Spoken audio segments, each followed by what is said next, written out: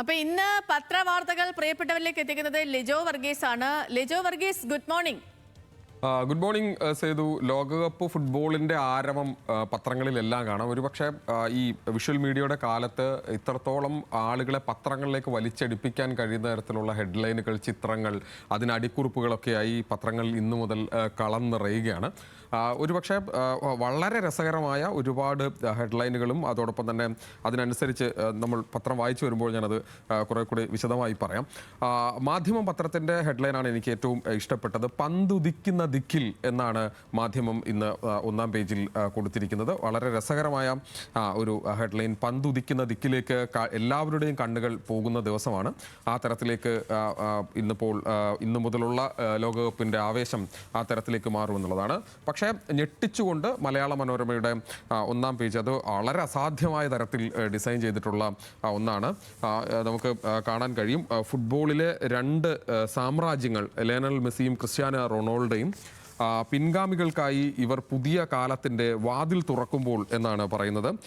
Feel the world football inside എന്നാണ്. അതിനുവേണ്ടി ഒരു മുഴുവൻ തുറന്നൊരു പത്രം ഉണ്ടാക്കി വെച്ചിരിക്കുന്നത് നമുക്ക് കാണാൻ കഴിയും. ഇത്രത്തോളം വലുപ്പത്തിലാണ് ആ പത്രത്തെ ഇന്ന് മനോരമ ഡിസൈൻ ചെയ്തിരിക്കുന്നത്. അതിന് മനോരമ പറയുന്നത് കാൽപന്തോളം എന്നാണ് മനോരമയുടെ ഹെഡ്ലൈൻ. ആ തരത്തിൽ മുഴുവൻ ലോകരാജ്യങ്ങളിൽ ആരൊക്കെ കളിക്കുന്നു എന്നതിൻ്റെ ഒരു സ്റ്റേഡിയം ടൂറിനുള്ള ഒരു എവിടെയൊക്കെ ഏതൊക്കെ രാജ്യങ്ങളിൽ US-ലും മെക്സിക്കോയിലും കാനഡയിലുമായി പരന്നു കിടക്കുന്ന വേദികൾ ഏതൊക്കെയാണെന്നത് തൊട്ട് ആരൊക്കെ കളിക്കുന്നു, പ്രധാനപ്പെട്ട താരങ്ങൾ ആരൊക്കെ എന്നതടക്കമുള്ള വളരെ വിശദമായിട്ടുള്ള ഈ പത്രത്തിൻ്റെ ഒരു വൈഡ് സ്പ്രെഡ് നോക്കിയാൽ ഏതാണ്ട് എല്ലാ കാര്യങ്ങളും മനസ്സിലാക്കാവുന്ന തരത്തിൽ മനോരമ അതിനെ ഡിസൈൻ ചെയ്തിരിക്കുന്നു എന്നുള്ളതാണ് വളരെ രസകരമായി. Feel the world football inside എന്ന് വളരെ രസകരമായി അതിനെ ഡിസൈൻ ചെയ്തിട്ടുണ്ട് എന്നുള്ളതാണ്. മാതൃഭൂമി പറയുന്നത് ഗോളാന്തരം എന്നാണ്. ഗോളാന്തരം എന്ന നിലയ്ക്ക് ഇന്ന് മുതൽ ലോകകപ്പ് ഫുട്ബോളിന് ഇന്ന് അർദ്ധരാത്രിയിൽ തുടക്കം ആണ്. ആദ്യത്തെ കളി മെക്സിക്കോയും ദക്ഷിണാഫ്രിക്കയും തമ്മിലാണെന്ന് കുറച്ചുകൂടെ ഇൻഫോർമേറ്റീവ് ആയിട്ടാണ് അതിനെ ആ ഒരു കാൽപന്തിൻ്റെ കാൽപ്പനികതയെ വിട്ട് കുറേ കൂടി ഇൻഫർമേഷനും കൂടെ ചേർത്ത് വെച്ചുകൊണ്ടാണ് മാതൃഭൂമി ഇന്നത്തെ പത്രം പറയുന്നത്. അതിൻ്റെ അവസാന വരികൾ ഇങ്ങനെയാണ്: മിസൈലുകൾക്കും സ്ഫോടനങ്ങൾക്കും ഇടയിൽ പിടയുന്ന ലോകത്തിൽ നിന്ന് ഇന്നൊരു പന്തുദിക്കും. ഗോൾവലകൾ കടന്ന ആ പന്ത് ലോക ജനതയുടെ ഹൃദയങ്ങൾ ഭേദിക്കും. ആ പന്തിന് ചുറ്റുമാകും ഇനി ഈ ഭൂഗോളത്തിൻ്റെ കറക്കം. അങ്ങനെ ഒരു ഗോളാന്തരത്തിൽ എന്തൊക്കെ സംഭവിക്കാൻ പോകുന്നു, ആ വലിയ മൈതാനത്ത് എന്തൊക്കെ സംഭവിക്കുന്നു എന്നുള്ളതിനെക്കുറിച്ചാണ് മാതൃഭൂമി പറയാൻ ശ്രമിക്കുന്നത്. അവിടെ നിന്ന് ദേശാഭിമാനിയിലേക്ക് വരുമ്പോൾ നമ്മൾ ഈ യുദ്ധത്തെക്കുറിച്ച് പറഞ്ഞതുപോലെ തന്നെ വൈരം മറയട്ടെ, വല നിറയട്ടെ എന്നാണ് ദേശാഭിമാനിയുടെ ഹെഡ്ലൈൻ. ചരിത്രമാകാൻ അസ്റ്റേക്ക സ്റ്റേഡിയം, കിക്ക് ഓഫിന് മുമ്പ് കലാവിരുന്ന്, അമേരിക്കയിൽ ആശങ്ക ബാക്കി. ഇത്രത്തോളം വലിയൊരു പ്രതിസന്ധി നിൽക്കുന്നത്, അതായത് ഈ അമേരിക്കയിൽ ഇത്തരത്തിലൊരു ഫുട്ബോൾ മാമാങ്കം ലോകത്തെ മുഴുവൻ കണ്ണുകളും അമേരിക്കയിലേക്ക് വന്ന് നിൽക്കുന്ന ദിവസങ്ങളിൽ അമേരിക്ക ഇറാനുമായി യുദ്ധത്തിലാണ് എന്നുള്ളതാണ് അതിൻ്റെ മറ്റൊരു വൈരുദ്ധ്യം അല്ലെങ്കിൽ വിരോധാഭാസം എന്നുകൂടി പറയുന്ന തരത്തിലാണ്. അതുകൊണ്ടാണ് വൈരം മറയട്ടെ, വല നിറയട്ടെ എന്ന് ദേശാഭിമാനി ഇന്ന് ഹെഡ്ലൈൻ എഴുതിയിരിക്കുന്നത്. ഇത്രത്തോളം വൈരം നിറഞ്ഞ ഒരു കാലത്താണ് നമ്മൾ ജീവിക്കുന്നത് എന്ന് പറയുമ്പോഴാണ് അതിൻ്റെ മാതൃഭൂമി പത്രത്തിൻ്റെ തന്നെ ഒന്നാമത്തെ പേജ് കഴിഞ്ഞ് അടുത്ത പേജിലേക്ക് പോകുമ്പോൾ അവിടെ പശ്ചിമേഷ്യ അശാന്തം, വീണ്ടും തീക്കളി എന്ന തലക്കെട്ടോടുകൂടി വാർത്ത കൊടുത്തിരിക്കുന്നത്.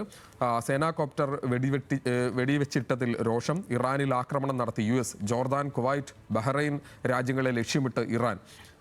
ഒമാൻ തീരത്ത് ആക്രമണം നടന്നിരിക്കുന്നു. 3 ഇന്ത്യൻ നാവികരെ കാണാതായിരിക്കുന്നു. അങ്ങനെ വലിയ രീതിയിലുള്ള പ്രതിസന്ധി ആ മേഖലയിൽ വീണ്ടും രൂപപ്പെട്ടിരിക്കുന്നു. ഏറ്റവും ഒടുവിലായി നമ്മൾ ഇന്ന് വാർത്ത റിപ്പോർട്ട് ചെയ്തതുപോലെ ഹോർമൂസ് കടലിടുക്ക് പൂർണ്ണമായും അടച്ചുകൊണ്ട് ലോകത്തിൻ്റെ സാമ്പത്തിക ക്രമത്തെ തന്നെ തകിടം മറിക്കുന്ന തരത്തിലേക്ക് ഇറാൻ്റെ നീക്കവും ഉണ്ടായിരിക്കുന്നു എന്നുള്ളതാണ് ഏറ്റവും കൂടുതൽ വാർത്ത. സുപ്രഭാതം പത്രത്തിൽ പറയുന്നത് വീണ്ടും യുദ്ധമേഘം എന്നാണ്. ഇറാനിൽ US മിസൈൽ വർഷം ഉണ്ടായിരിക്കുന്നു എന്നുള്ളതാണ്.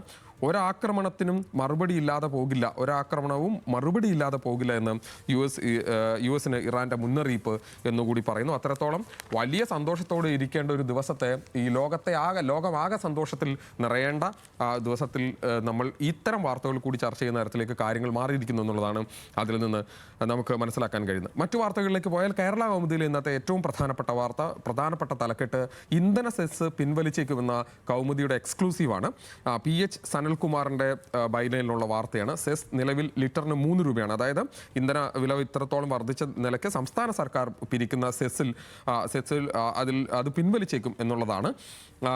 എണ്ണ കമ്പനികൾ ഇത്രത്തോളം വലിയ തുക ഈടാക്കുന്ന സാഹചര്യത്തിൽ സംസ്ഥാനത്ത് ഇന്ധന സെസ് സർക്കാർ പിൻവലിച്ചേക്കും. UDF സർക്കാരിന്റെ ആദ്യ ബജറ്റിൽ വിസ്മയമായി ഈ തീരുമാനം ഉണ്ടാകുമെന്നാണ് സൂചന. ബജറ്റിൽ ഇക്കാര്യം ഉണ്ടാകും എന്ന് ആണ് കേരള കൗമുദി ഒന്നാമത്തെ പേജിൽ അവരുടെ എക്സ്ക്ലൂസീവായി ഇന്ന് റിപ്പോർട്ട് ചെയ്യുന്നത്. മറ്റൊരു വാർത്ത മലയാള മനോരമയിലാണ്. അത് ഈ ബജറ്റുമായി ബന്ധപ്പെട്ട് തന്നെ മറ്റൊരു വാർത്തയാണ്. അത് ഇനി കിഫ്ബി പിരിക്കേണ്ട എന്നാണ്. മോട്ടോർ വാഹന വകുപ്പ് നികുതിയും ഇന്ധന സെസ്സും ഖജനാവിലേക്ക്, നികുതി വിഹിതം കിഫ്ബിയിലേക്ക് നേരിട്ടെത്തുന്നത് നിർത്തലാക്കും, പ്രഖ്യാപനം ബജറ്റിലുണ്ടാകും എന്നാണ് അതിൽ പറയുന്നത്. അങ്ങനെ ഒരു വാർത്ത കൂടി മനോരമയിലെ ഒന്നാമത്തെ പേജിൽ നമുക്ക് കാണാൻ കഴിയും. മംഗളം പത്രത്തിലേക്ക് വന്നാൽ മറ്റൊരു വാർത്ത അട്ടിമറി എന്ന് കോൺഗ്രസ്, നിയമപരമെന്ന് BJP എന്നാണ്. മീനാക്ഷി നടരാജന്റെ അവരെ രാജ്യസഭയിൽ എത്തിക്കാനുള്ള, മധ്യപ്രദേശിൽ നിന്ന് രാജ്യസഭയിൽ എത്തിക്കാനുള്ള നീക്കത്തിൽ മീനാക്ഷി നടരാജനെ അയോഗ്യയാക്കിയതുമായി ബന്ധപ്പെട്ട കാര്യത്തിലുള്ള വാർത്തയാണ്. മുഖ്യ തെരഞ്ഞെടുപ്പ് കമ്മീഷണറെ കണ്ട് കോൺഗ്രസ് പരാതി നൽകി. പത്രിക തള്ളിയ നടപടി പിൻവലിച്ചില്ലെങ്കിൽ കോടതിയെ സമീപിക്കും. രാഷ്ട്രപതിയെ കാണാൻ കോൺഗ്രസ് MLA-മാർ തീരുമാനിച്ചിരിക്കുന്ന അടക്കമുള്ള കാര്യങ്ങൾ ചേർത്ത് വെച്ചുകൊണ്ടാണ് മംഗളം പത്രത്തിൽ ഒന്നാമത്തെ പേജിൽ ആ വാർത്ത ഉള്ളത്. അതിൽ തന്നെ അതിന്റെ മറ്റൊരു ആംഗിളിലുള്ള വാർത്ത ഇന്ന് ദേശാഭിമാനിയിലുണ്ട്. അതിങ്ങനെയാണ്: മീനാക്ഷിയെ വീഴ്ത്തിയത് കോൺഗ്രസിന്റെ സെൽഫ് ഗോൾ എന്നാണ് ദേശാഭിമാനി റിപ്പോർട്ട് ചെയ്യുന്നത്. Hyderabad Nampally chief metropolitan magistrate കോടതിയിലെ കേസിന്റെ വിശദാംശങ്ങൾ തെലങ്കാനയിലെ കോൺഗ്രസ് നേതാക്കൾ മറച്ചുവെച്ചു എന്നാണ് ആ വാർത്ത. തെലങ്കാനയിലെ കോൺഗ്രസ് നേതാക്കളും BJP-യുമായുള്ള ഒത്തുകളി എന്ന രാജ്യസഭാ തെരഞ്ഞെടുപ്പിൽ മീനാക്ഷി നടരാജന്റെ നാമനിർദ്ദേശ പത്രിക തള്ളാൻ സാഹചര്യമുണ്ടാക്കിയതെന്ന ആക്ഷേപം ശക്തമാണെന്നുള്ളതാണ്. തെലങ്കാനയിലെ കോൺഗ്രസ് നേതാക്കൾ BJP-യുമായി ഒത്തുകളിച്ചാണ് ഇത്തരത്തിൽ നീക്കം നടത്തിയതെന്ന് ദേശാഭിമാനി ആരോപിക്കുന്നത്. തെലങ്കാനയുടെ ചുമതലയുള്ള കോൺഗ്രസ് പ്രവർത്തക സമിതി സ്ഥിരം ക്ഷണിതാവായ മീനാക്ഷിക്കെതിരെ തെലങ്കാന കോടതിയിലുള്ള കേസിന്റെ വിശദാംശങ്ങൾ നൽകിയില്ലെന്ന് ചൂണ്ടിക്കാണിച്ചാണ് പത്രിക തള്ളിയത് എന്നുള്ള കാര്യം ദേശാഭിമാനിയിൽ ഇന്ന് അത് ഒന്നാമത്തെ പേജിൽ ആ വാർത്ത നമുക്ക് കാണാൻ കഴിയും. ദേശീയ തലത്തിൽ തന്നെ മറ്റൊരു വാർത്ത, തൃണമൂലിന് വീണ്ടും തിരിച്ചടി. അത് ഇന്നലെ വന്ന വാർത്തയാണ്. ഒരു രാജ്യസഭാംഗം കൂടി രാജിവെച്ചു. സുഷ്മിത ദേവ്, നേരത്തെ മഹിളാ കോൺഗ്രസിന്റെ ദേശീയ അധ്യക്ഷയായിരുന്നു അവർ. അവിടെ നിന്ന് തൃണമൂലിലെത്തി. അവിടെ നിന്ന് ഇപ്പോൾ തൃണമൂലിന് അധികാരം പോയപ്പോൾ അവർ അവിടെ നിന്ന് രാജിവെച്ച് BJP-യിലേക്ക് ചേക്കാറാൻ പോകുന്നു എന്നുള്ളൊരു വാർത്ത, അല്ലെങ്കിൽ അത്തരത്തിലുള്ള സൂചനകൾ നൽകിക്കൊണ്ടുള്ള വാർത്തകൾ പുറത്തു വന്നിരിക്കുകയാണ്. വീക്ഷണം പത്രത്തിൽ ഇന്നലെ മുഖ്യമന്ത്രി പ്രഖ്യാപിച്ച ഒരു പ്രധാനപ്പെട്ട കാര്യമാണ് പ്രിയമോടെ ഇനി പ്രിയദർശിനി എന്നാണ്. പ്രിയദർശിനി എന്ന പേരിൽ സ്ത്രീകൾക്ക് സൗജന്യയാത്ര. KSRTC ഓർഡിനറി ബസ്സിൽ 15 മുതൽ ട്രാൻസ്ജെൻഡർ വ്യക്തികൾക്കും സൗജന്യയാത്ര. വാഗ്ദാനങ്ങൾ വേഗത്തിൽ നടപ്പിലാക്കി UDF സർക്കാർ എന്നടക്കമുള്ള കാര്യങ്ങൾ വീക്ഷണത്തിൽ പറയുന്നുണ്ട്. ജനയുഗം അതിന് മറ്റൊരു വശത്തേക്കാണ് ജനയുഗം ആ വാർത്തയെ തിരിച്ചു വെച്ചിരിക്കുന്നത്. അത് സൗജന്യയാത്ര ഓർഡിനറിയിൽ മാത്രം സ്ത്രീകളെ പറ്റിച്ചു എന്നാണ് അതിന് ഹെഡ്ലൈൻ. വടക്കൻ കേരളത്തിൽ ഗുണം ചെയ്യില്ല, പ്രതിമാസം 70 കോടി അധിക ബാധ്യത എന്നുള്ള കാര്യം കൂടി പറയുന്നു.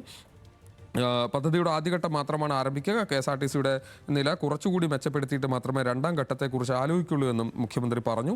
സ്ത്രീകൾക്കൊപ്പം നേരത്തെ പറഞ്ഞ പോലെ ട്രാൻസ്ജെൻഡറുകൾക്കും ഉപകാരപ്പെടുന്ന കാര്യമാണിത്. വടക്കൻ കേരളത്തിൽ ഓർഡിനറി ബസ്സുകൾ കുറവാണെന്നും അവിടെയുള്ള സ്ത്രീകൾക്ക് പദ്ധതിയുടെ ഗുണം ലഭിക്കില്ലല്ലോ എന്നുമുള്ള ചോദ്യത്തിന് മുഖ്യമന്ത്രി ഒഴിഞ്ഞുമാറി. ആദ്യഘട്ടത്തിൽ ഇങ്ങനെയാണ് നടപ്പിലാക്കാൻ പോകുന്നത് എന്ന് പറഞ്ഞൊഴിഞ്ഞുമാറി എന്നതുകൂടിയാണ് ജനയുഗം ആ വാർത്ത റിപ്പോർട്ട് ചെയ്യുന്നത്. മാതൃഭൂമിയിൽ മറ്റൊരു കോടതിയുമായി ബന്ധപ്പെട്ട വാർത്തയുണ്ട്. അത് ഇങ്ങനെയാണ്: ന്യൂസ് ക്ലിക്കിന്റെ പേരിലുള്ള ED കേസ് റദ്ദാക്കിയെന്നാണ്. സ്ഥാപകൻ പ്രബീർ പുരസ്കാരയ്ക്കെതിരായ കേസും ഡൽഹി ഹൈക്കോടതി റദ്ദാക്കി. പ്രധാനമന്ത്രി നരേന്ദ്രമോദിയുടെയും കേന്ദ്ര സർക്കാരിൻ്റെയും നിരന്തര വിമർശകനാണ് പ്രബീർ പുരസ്കാർ. 2023 ഒക്ടോബറിൽ പ്രബീർ ഇതിനെതിരെ ഡൽഹി പോലീസ് അറസ്റ്റ് ചെയ്തിരുന്നു. പിന്നീട് അറസ്റ്റ് നിയമവിരുദ്ധമാണെന്ന് വിധിച്ച് 2024 മെയ്യിൽ സുപ്രീം കോടതി അദ്ദേഹത്തെ മോചിപ്പിക്കുകയും ചെയ്തിരുന്നു. ആ കേസാണ് ഇപ്പോൾ ഹൈക്കോടതി തന്നെ റദ്ദാക്കിയിരിക്കുന്നു എന്നുള്ള വാർത്തയാണ്.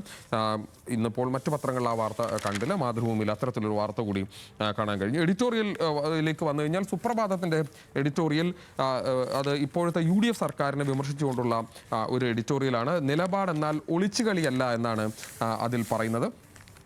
പ്രതീക്ഷകൾക്കൊത്ത് ഉയരാനുള്ള ശ്രമം തുടങ്ങുകയും ജനക്ഷേമ പദ്ധതികൾ പ്രഖ്യാപിക്കുകയും ചെയ്തതോടെ വലിയ പിന്തുണയാണ് എല്ലാ കോണുകളിൽ നിന്നും പുതിയ സർക്കാരിനുണ്ടായത്. എന്നാൽ അത്തരം വിശ്വാസങ്ങളെ തട്ടിമാറ്റുന്ന വിധത്തിലുള്ള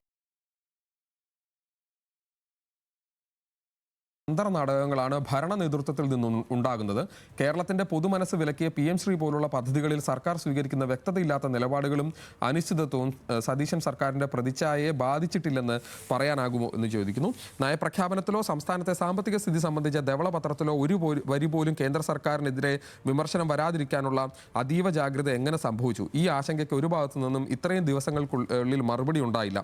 സംസ്ഥാനത്തിന് അർഹതപ്പെട്ട വിഹിതം ഉൾപ്പെടെ കേന്ദ്രം തടഞ്ഞു വെക്കുന്നതുമായ പരാതി മുൻ സർക്കാരിന്റെ കാലത്ത് പ്രതിപക്ഷം കൂടി ഉന്നയിച്ച വിഷയമാണ് എന്നുകൂടി പറയുന്നു. ഗവർണർ ഇത് ഏതെങ്കിലും തരത്തിൽ കേവലം ഗവർണറുമായുള്ള ഏറ്റുമുട്ടൽ ഒഴിവാക്കുക എന്ന ന്യായീകരണത്തിൽ ഒതുങ്ങുന്നതാണോ എന്നും ചോദിക്കുന്നു. എല്ലാ കാലത്തും എല്ലാവരെയും കബളിപ്പിക്കാനാവില്ലെന്ന സാമാന്യ തത്വം ഭരിക്കുന്നവർ മറക്കരുത്. ഓരോ ഭരണാധികാരിയുടെയും കസേരകൾ അവിടെ ഇരുത്തിയവരുടേത് കൂടിയാണ് എന്ന് സുപ്രഭാതത്തിന്റെ എഡിറ്റോറിയലിൽ പറയുന്നുണ്ട്. മാധ്യമത്തിന്റെ എഡിറ്റോറിയലിൽ പറയുന്നത് തൃണമൂൽ ഭിന്നിപ്പിന് ശേഷമുള്ള പാർലമെന്ററി നീക്കങ്ങൾ എന്ന പേരിലാണ് അവർ ഇന്ന് എഡിറ്റോറിയൽ എഴുതിയിരിക്കുന്നത്. ലോക്സഭയിലെ അംഗസംഖ്യ വ്യത്യാസങ്ങൾക്കിടയിൽ നേരത്തെ പാർലമെന്റിൽ അവതരിപ്പിച്ച് പാസാക്കാൻ കഴിയാതെ പോയ ബില്ലുകൾ പാസാക്കിയെടുക്കാൻ BJP നേതൃത്വം ഒരു വട്ടം കൂടി ശ്രമിക്കുകയാണ് എന്നാണ് റിപ്പോർട്ടുകൾ എന്നാണ് ആ എഡിറ്റോറിയൽ പറയുന്നത്. ചെറുകക്ഷികളെ പാട്ടിലാക്കാൻ ബില്ലുകളിൽ അല്പസ്വല്പം ഭേദഗതികൾ വരുത്തി ജൂലൈ മധ്യത്തിൽ തുടങ്ങുന്ന വർഷകാല സമ്മേളനത്തിൽ തന്നെ അവതരിപ്പിക്കാനാണത്രേ ഭരണകക്ഷി ശ്രമം. നിലവിലെ കക്ഷിനില നോക്കിയാൽ 3-2 ഭൂരിപക്ഷം ഒരു വിദൂര സാധ്യത മാത്രമാണ്. പക്ഷേ BJPയുടെ ചരിത്രം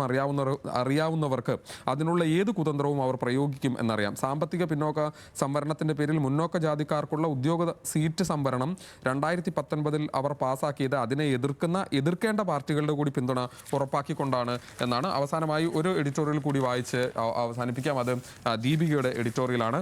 ആവേശക്കോപ്പ നുരേട്ടെ എന്നാണ് ദീപിക ഇന്ന് എഡിറ്റോറിയൽ എഴുതിയിരിക്കുന്നത്. മെസ്സി, ക്രിസ്ത്യാനോ റൊണാൾഡോ, അതോടൊപ്പം തന്നെ കിലിയൻ എംബപ്പെ തുടങ്ങി Neymar, Vinicius junior, lamin YAML, ഈ ലോകകപ്പിൽ വിസ്മയത്തുമ്പത്ത് ഊയാലാടാൻ ബൂട്ട് കെട്ടുന്നവർ നിരവധിയാണ്. അതിനൊപ്പം അവരുടെ നിഴലിൽ നിന്ന് കുതിച്ചെത്താൻ കാത്തിരിക്കുന്ന കറുത്ത കുതിരകളുടെ കുളമ്പടി ഒച്ചയ്ക്ക് കാതോർക്കുകയാണ് ആരാധക ലക്ഷങ്ങൾ. ആ വിസിലിനൊപ്പം ആവേശം മാനമുട്ട നിറയട്ടെ എന്ന് പറയുന്നു. സമയമായി വ്യാകുല ചിന്തകളും കണക്കുകൂട്ടലുകളും കിക്ക് ഓഫുകൾ വരെ മാത്രം. ആദ്യ വിസിലിനൊപ്പം ആവേശം മാനമുട്ട നിറയട്ടെ എന്നുകൂടി പറഞ്ഞുകൊണ്ടാണ് ഇന്ന് ദീപിക ഏതായാലും എഡിറ്റോറിയൽ അവസാനിപ്പിക്കുന്ന. അത്തരത്തിലൊരു സമാധാനത്തോടു കൂടിയെങ്കിലും ഈ ഫുട്ബോൾ കാണാൻ ലോകത്തുള്ള എല്ലാ മനുഷ്യർക്കും കഴിയട്ടെ. അതിന് ഇറാനും ഇസ്രായേലും അമേരിക്കയും തമ്മിലുള്ള സംഘർഷമെങ്കിലും ഒഴിയട്ടെ എന്ന് ആഗ്രഹിക്കാം, ആശിക്കാം. തിരിച്ച് സേതുവിലേക്ക്.